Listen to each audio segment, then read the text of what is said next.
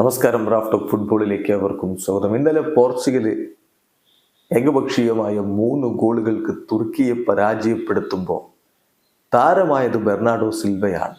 ഈ കളിയിലെ താരം ബെർണാഡോ സിൽവയാണെന്ന് ഞാനല്ല പറഞ്ഞത്, യുവേഫയുടെ ടെക്നിക്കൽ ഒബ്സർവർ പാനലാണ്. അദ്ദേഹത്തെയാണ് പ്ലെയർ ഓഫ് ദി മാച്ച് ആയിട്ട് തെരഞ്ഞെടുത്തിരിക്കുന്നത്. അദ്ദേഹത്തിന്റെ പ്രകടനം വിലയിരുത്തിക്കൊണ്ട് യുവേഫയുടെ ടെക്നിക്കൽ ഒബ്സർവർ പാനൽ നടത്തിയ നിരീക്ഷണം ഒന്ന് നോക്കുക. He scored a crucial first goal. ടീമിന്റെ ആദ്യത്തെ പ്രധാനപ്പെട്ട ഗോൾ അദ്ദേഹത്തിന്റെ വകയായിരുന്നു. ഒരിക്കലും അദ്ദേഹം ബോൾ നഷ്ടപ്പെടുത്തിയിട്ടില്ല. മാത്രമല്ല, പോർച്ചുഗൽ ആ മത്സരം കൺട്രോൾ ചെയ്തതിൽ ബിഗ് ഇൻഫ്ലുവൻസ് ആണ് ബെർണാഡോ സിൽവ ഉണ്ടാക്കിയത്. അദ്ദേഹം അറ്റാക്കിങ്ങിലും ഡിഫൻസീവ് റോളിലും ഒരുപോലെ ഹാർഡ് വർക്ക് ചെയ്തു. മത്സരത്തിന്റെ അവസാനം വരെ ആ രൂപത്തിൽ തന്നെയാണ് ബെർണാഡോ കാര്യങ്ങൾ കൈകാര്യം ചെയ്തത്.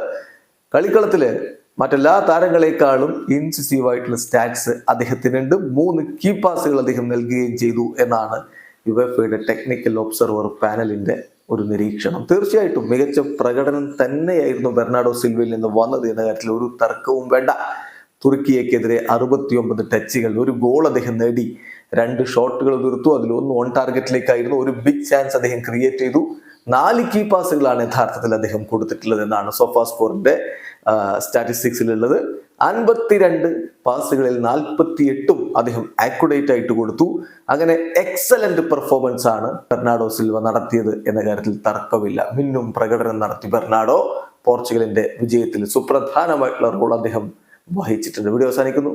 ഫുട്ബോൾ ലോകത്ത് കൂടുതൽ വിശേഷങ്ങളുമായി റാഫ് ടോക്സ് കൊണ്ടുവെത്താം.